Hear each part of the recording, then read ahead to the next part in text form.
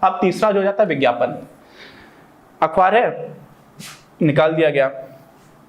जब आपको बहुत ही ज्यादा विस्तृत और कोई ऐसा काम है जहां पर आपको काफी जानकारी देनी है, विवरण ज्यादा देना है, ज्यादा सटीकता से चीजें लिखनी है और ज्यादा लोगों तक पहुंचानी है, तो हम लोग इस वाले माध्यम का प्रयोग करते हैं। विज्ञापन नॉट नेसेसरली आप न्यूज़पेपर्स में दो, ठीक है, वेबसाइट्स भी हैं, टेलीविजन भी है, जिसको हम लोगों ने अलग से डिस्कस कर लिया है। यहाँ पर विज्ञापन की जो बात की गई है वो ट्रेडिशनल सेंस में जो प्रिंट मीडिया हुआ करती थी, खासतौर से अखबार, न्यूज़पेपर्स, उसकी बात की गई है। तो क्या हो जाता है, तब किया जाता है जब विस्तृत विकल्पों की आवश्यकता होती है, क्योंकि बहुत लोगों तक रीच होती है। अखबार बहुत लोग पढ़ा करते थे, अभी भी पढ़ रहे हैं, लेकिन प्रिंट मीडिया ओवरऑल घटने के स्तर पर है, क्योंकि बहुत सारे अभी इन शॉर्ट्स नाम का एक एप्लीकेशन है, काफी लोग देखने लगे, जिसमें छोटी छोटी न्यूज आती है।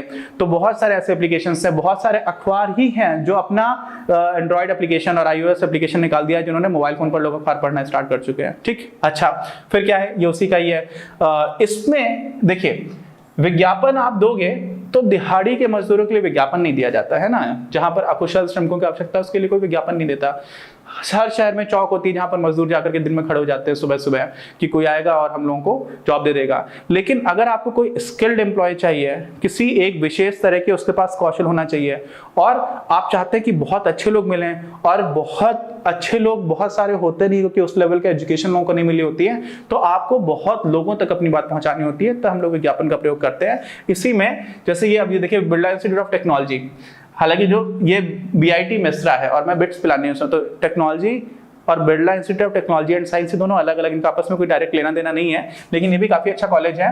यहाँ पर क्या होता है, फैकल्टी रिक्रूटमेंट, जो यहाँ पर पढ़ाने वाले लोग हैं, लेक्चरर्स हैं, असिस्टेंट प्रोफेसर्स हैं, एसोसिएट प्रोफेसर्स हैं, प्रोफेसर्स हैं, उनके लिए आवश्यकता है। तो ये काफी स्किल्ड लोगों की आवश्यकता है, तब यहाँ पर अखबार में इस तरह से एडवर्टाइजमेंट निकाला गया। ठीक है, उद्योग तथा वाणिज्य के अधिकांशतः वरिष्ठ पदों के लिए, समझ ना, छोटे पदों के लिए नहीं निकलते हैं, वरिष्ठ पदों के लिए विज्ञापन की जब नियुक्ति की होती है तब हम लोग इसी विधि का प्रयोग करते हैं, ऐसा हम लोग देखते हैं। ठीक है, अच्छा, और क्या है, लाभ क्या होता है, संगठन तथा रिक्त पदों का विस्तृत विवरण दिया जा सकता है। आपको एग्जैक्टली क्या चाहिए, आप काफी डिटेल में चीजें लिख करके दे सकते हो, यही इसका मुख्य लाभ है। महंगा पड़ता है ना, ऑब्वियसली जो अखबार होते हैं, मालूम है आपको, उसमें पर सेंटीमीटर स्क्वायर के हिसाब से रेट होता है। एक अखबार आता है दैनिक जागरण, बहुत ज्यादा चला करता है, पहले भी चला करता था, तो बहुत पहले का रेट बता रहा हूं मैं, आज से 8-10 साल पहले का। तो और उसमें भी ऐसा होता है कि आपको एक जिले भर में निकालना है या प्रदेश स्तर पर निकालना है, तो मुझे ये भी याद नहीं कि किस स्तर पर हुआ करता था, लेकिन 1 सेंटीमीटर बाई 1 सेंटीमीटर आपको करना है, तो बहुत छोटी सी जगह भी। तो मान लीजिए आपने ऐसा ऐड निकाला, ठीक है, जिसकी ये मान लीजिए दूरी है 5 सेंटीमीटर और ये है 2 सेंटीमीटर, ठीक, तो उस टाइम पे 1500 रुपए पर सेंटीमीटर स्क्वायर के हिसाब से ये 10 सेंटीमीटर स्क्वायर हो गया, तो 15,000 रुपए का ऐड हो जाएगा, और शायद वो जिले भर के लिए हुआ करता था, तो इतना महंगा हो जाता था। ठीक है, एग्जैक्टली मुझे याद नहीं है नंबर्स, लेकिन आप समझ रहे हैं ना, इस तरह से काफी महंगा पड़ जाता है। ठीक, अच्छा, और कई बार तो ऐसा होता है कि एक दिन से ज्यादा एडवर्टाइजमेंट निकालते हैं। क्या, सरकार द्वारा संचालित रोजगार कार्यालय अकुशल, अच्छा ये अगला पॉइंट हमारा आ गया है, रोजगार कार्यालयों का। रोजगार कार्यालय क्या होते हैं, सरकार होती है, जैसे हमारी अभी जो स्थिति है वो बेरोजगारी में पिछले 45 वर्षों में सबसे ज्यादा स्थिति खराब है, ऐसी रिपोर्ट आई थी 1-2 साल पहले। तो सरकार के कुछ अपने एम्प्लॉयमेंट एक्सचेंज होते हैं, ठीक है, एम्प्लॉयमेंट ऑफिसेस भी बोलते हैं, सबसे ज्यादा कॉमन जो टर्म है वो एम्प्लॉयमेंट एक्सचेंज बोला जाता है। तो सरकार ने अपने ऑफिस बना रखे हैं, जो लोग भी बेरोजगार है वहां पर अपना पंजीकरण करा लें। उन्हीं में से कुछ लोगों को सरकार कभी कभी बेरोजगारी भत्ता दे देती है कि आपकी 35 वर्ष तक उम्र है, आपने पढ़ाई लिखाई कर रखी है, फिर भी आपको नौकरी नहीं मिल रही, तो आप अपना जीवन यापन थोड़ा बहुत कर पाओ, इसलिए आपको बेरोजगारी भत्ता मिल रहा है, एक तरह का अलाउंस देते हैं। तो ऐसे लोगों का रजिस्ट्रेशन हो जाता है। अब ऐसे लोगों का रजिस्ट्रेशन हो जाता है तो सरकार क्या करती है, ऐसे लोगों को, उनके पास, सरकार के पास डेटा तो है ही, अब इसी डेटा को सरकार देखती है कि आपको अगर आवश्यकता है किसी संगठन को, तो संगठन को वो डेटा भेज देती है कि देखो आप लोग इनमें से भी तो किसी को हायर कर सकते हो। लेकिन होता क्या है, 2-3 चीजें समझने की हैं। हमारे देश में पिछले 8-10 साल में यूपी जैसे राज्यों में बहुत तेजी से शिक्षा का स्तर गिरा है। ऐसा नहीं है कि किताबें खराब हो गई, लेकिन जो शिक्षा में पूरा इवैल्यूएट करने की प्रक्रिया होती थी और परीक्षाएं जिस तरह से कराई जाती थी, उसमें बहुत ही ज्यादा पतन हुआ है। बहुत सारे लोगों को डिग्रीज मिल गई है ना, 10वीं हो गई, 12वीं हो गई, BA BSc MSc तक कर लिया, लेकिन शिक्षा उन्होंने अर्जित नहीं की, क्योंकि नकल से पास होते चले गए और सिस्टम ही ऐसा बन गया। तो ऐसे में बहुत सारे लोग बेरोजगार भी हो जाते हैं। इंडस्ट्री कहती है आपको आता ही नहीं, हम आपको नौकरी कैसे दे दें। ठीक, तो ऐसे लोगों का मान लीजिए एम्प्लॉयमेंट एक्सचेंज में रजिस्ट्रेशन हो गया। अब जब ऐसे लोगों का रजिस्ट्रेशन हो गया तो क्या हुआ कि इंडस्ट्री तो फिर भी हायर नहीं करेगी। दूसरी बात, सरकार जब काम कर रही होती है इस तरह के कामों में तो सरकार बहुत ज्यादा वरीयता नहीं देती इस तरह के कामों को, तो सरकार बहुत ज्यादा अपडेटेड डेटा नहीं रखती है। किसी ने 2 साल पहले अप्लाई किया था, उसका भी नाम अभी भी चल रहा है, हो सकता है वो कहीं पर काम करना स्टार्ट कर चुका है। और साथ ही में यहाँ पर वो लोग हैं जिनको आमतौर पर कहीं पर भी जॉब नहीं मिला, तो आमतौर पर इसमें स्किल्ड लोग नहीं मिलते, इसमें उतने अच्छे लोग नहीं मिल पाते, तो इस वजह से ये उतना अच्छा माध्यम नहीं रहता है। लेकिन सरकार करने की कोशिश करती है तो इस तरह की चीजें चलती हैं। ठीक है, सरकार द्वारा संचालित रोजगार कार्यालय अकुशल तथा अर्धकुशल क्रियात्मक कार्यों पदों की भर्ती के लिए एक महत्वपूर्ण बाह्य स्रोत होते हैं, क्योंकि बना बनाया डेटा मिल जाता है।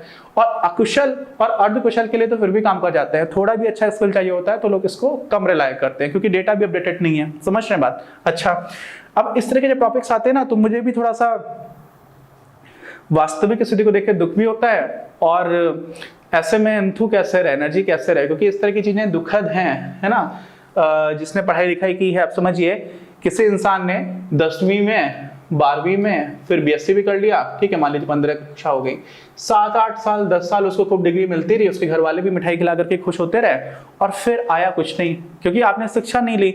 और आपने भी शिक्षा इसलिए नहीं ली क्योंकि आपको बिना पढ़े ही मार्क्स मिल रहे थे, तो इंसेंटिव डायरेक्टली नहीं दिख रहा था। लेकिन 8-10 साल में, और ये किया किसने? ये आपकी गलती थोड़ी ना है, आपका मतलब जिसके साथ भी ऐसा हुआ, ये गलती सिस्टम की है। अब सिस्टम तो यूनिवर्सिटीज में, डिग्री कॉलेजेस में नकल करवा रहा है ना। 10वीं और 12वीं में यूपी बोर्ड में 2018 में 67 लाख बच्चे बैठे थे, 67 लाख में 11 लाख बच्चे हिंदी में फेल हो गए थे, 12 लाख ने एग्जाम्स छोड़ दिया था।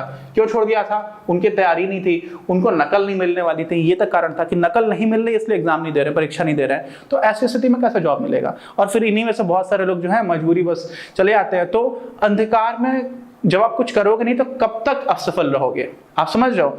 आप झूठी काम करते करते बहुत दिन तक सफलता लेकर के, एक व्यक्ति है आपको बताता हूं, अरिंदम चौधरी, ठीक है, फ्रॉड है। उसने बहुत दिखाया कि मेरा विदेश के इस वाली यूनिवर्सिटी से हमारा लेना देना है, एक इंस्टीट्यूट भी खोला, उसमें डिग्रीज बांटने स्टार्ट किए, मास्टर्स ऑफ बिजनेस एडमिनिस्ट्रेशन की, फर्जी था। और लोग उसको नेशनल लेवल पर बड़े बड़े एक्टर्स के साथ, शाहरुख खान के साथ भी आ रहे हैं, बाकी लोगों के साथ भी आ रहे हैं, पैसा भी बहुत उसके पास, तो लोगों को लगा कि वास्तव में इसको आता होगा, मैनेजमेंट गुरु के नाम से फेमस हो गया।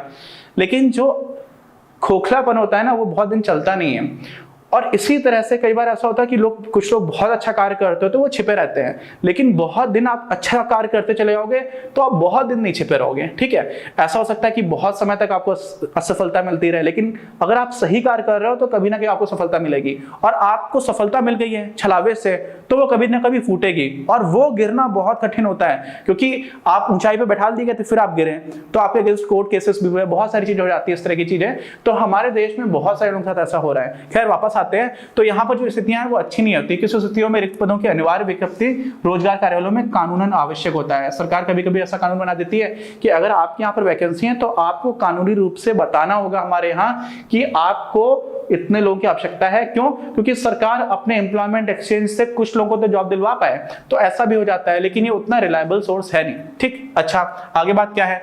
दुर्भाग्यवश रोजगार कार्यालय के रिकॉर्ड जो हैं वो अधिकतर अद्यतन यानी कि अप टू डेट नहीं होते, पुराने रह जाते हैं। ठीक है, और उनके दस्तावेजों में पंजीकृत बहुत से उम्मीदवार योग्य नहीं पाए जाते हैं। योग्य क्यों नहीं पाए जाते, मैंने आपको पूरी कहानी बता दी, जो काफी दुखद है। ठीक, अच्छा।